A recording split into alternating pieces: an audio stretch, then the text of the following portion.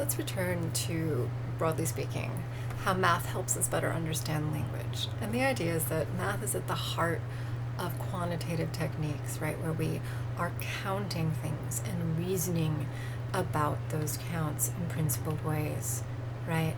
So we can use quantitative techniques to better understand many different questions about the utterly human capacity of language, about, in my case of my lab, development and use of language.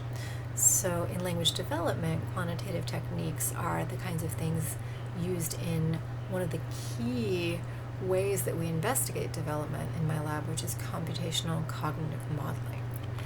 And in language use, quantitative techniques underlie common computational tools that are used in combination with insights from psychology and linguistics about what to count, right? So let's keep using math to help us better understand language.